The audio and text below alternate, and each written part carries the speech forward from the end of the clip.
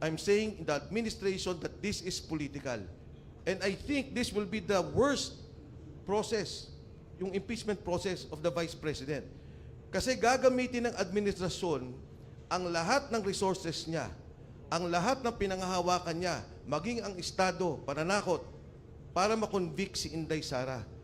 Para pagdating ng eleksyon sa 2028, libre sila. I'm pointing to the administration. Political tong ginagawa nila kay VP Inday Sara. 125 million pesos, hindi naman pondo ng Vice President yun. Binigay ng Presidente kay Inday Sara. Ang may violation pa doon ng Constitution is the President himself. Because contingent fund yun. But yung Kongreso, pinusisi, talagang tinira nila. Ang sabi lang naman ng kuwa, teka lang, pending pa to sa Commission on Audit. And then, if you look at the other confidential funds, and I'm referring to the confidential funds of the President, may 2.5 siya noong December 2022, tapos along 2023, 2024, 5 billion. So, kung magbubusisi, busisiin natin yung lahat. And then, if we look at the problems of the different corruption of the different agencies on unliquidated, hindi pala, sorry, wag mo ng corruption, unliquidated funds. Kasi yun naman ang kanyang naging problema, yung liquidation process. Eh sabi ko nga, DPWH lang eh. Kung 100 billion, meron yan. DOH, 50 billion, meron yan. I supported President Marcos believing na ang pangako niya, lilinisin niya yung kanilang pangalan. Ang sabi nila, unity, magkasama yung dalawa. So sinuportahan ko yung dalawa. Ano yung unang binilate? Yung pagiging pagkakaisa, away ka agad. Pangalawa, itong pera. Na ngayon lang namin nakita, kami ni Ma'am Lisa, I was in the cabinet then, she was in Congress, kami ni Kong Franz, nitong kailan lang, pero ngayon ko lang nakita talaga yung organisadong pagnanakaw ng pondo. Ang nakakalungkot ngayon, kung titingnan ninyo, buti nga, makabayan, nagsasalita, pero lahat ng institusyon ng ating bansa, Kongreso, Senado, sangkot doon sa sinasabing nakawan. Pero yung malungkot sa committee report, ilan lang yung nailagay na pangalan. Alright mga kababayan, magre-react tayo dito no, sa isang pambihirang pagkakataon ay nagkaharap-harap po sila dating Congressman na Mike Defensor at itong mga taga Makabayan Black mga kababayan no, kagaya po nila Franz Castro, nila Lisa Masa at nila Attorney Luke Espiritu mga kababayan no, at alam naman po natin talagang anti-Duterte talaga to sila mga kababayan no. Pero sinabi dito ni dating Congressman Mike Defensor no, na nirespeto naman niya itong stand nga ng Makabayan Black no, at itong pag-file nga po nila ng impeachment complaint laban kay PBBM ay kanya pong talagang hinangaan din no? Unlike doon sa isang grupo mga kababayan na itong si BP Sara lang yung kinasuhan nila ng impeachment no, pero yung administration ay hindi nila kinasuhan. So yun po yung tinutukoy ni Congressman or dating Congressman Mike Defensor tong kampo nila Dilima mga kababayan no, na hindi nila kinasuhan itong si PBBM ng impeachment no, pero itong Makabayan Black lang yung nag-file ng impeachment complaint laban kay PBBM. Pero same naman sila din na nag-file din ng impeachment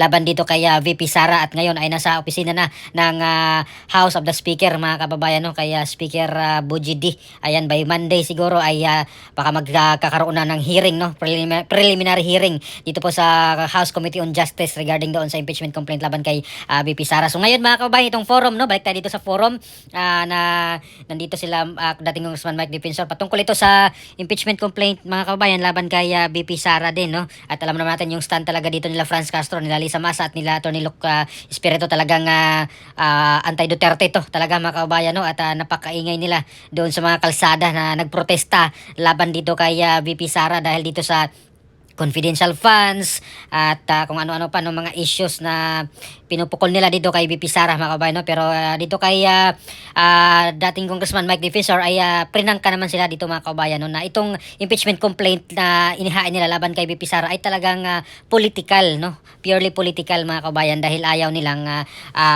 makatakbo nga ito sa 2028 presidential election at yun po yung malinaw dyan no, dahil yung confidential funds pala mga kababayan no, na ginamit ni VP Sara yung 125 million ay galing pala yun no kay PBBM na budget no, yung contingent funds yata yun ay ibinigay dito kay VP Sara. So sabi dito ni kung Mike Defensor na yung managot pa talaga dito yung presidente kasi contingent fund yun no, ginamit niya, binigay niya kay VP Sara at ngayon hinanapan nila ng butas yung confidential funds at kung ano naman pinagsasabi nila ginastos na ng 11 days lang at yung mga piatos-piatos, mga ganun yung mga code name. At alam naman po ng military yan, no, na ganun talaga.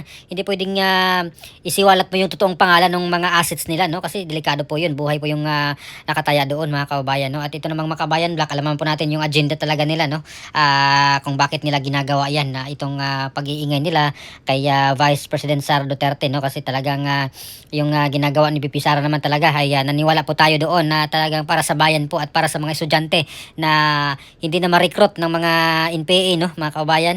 Yun po yung pangunahing objective talaga, no, ni VP Sara. Bakit niya ginawa ang mga iyon? Dahil ayaw niya na mapunta sa bundok yung mga estudyante. Imbes na mag-aral lang sila ay yung iba na pupunta sa bundok at yung mga hindi pinalad ay namatay pa, mga kababayan, dahil doon sa mga inkwentro sa pagitan ng mga NPA at militar. So yun po yung iniiwasan ni VP Sara, at hindi po yun mga kwento lang, dahil totoo po yung nangyari sa kabundukan, mga kababayan. At hanggang ngayon may mga magulang pa na patuloy na naghahanap, no, kung nasaan na yung mga anak nila. Akala nila nag-aaral yung mga anak nila, pero wala na pala, nandun na pala sa mga bundok, mga kababayan.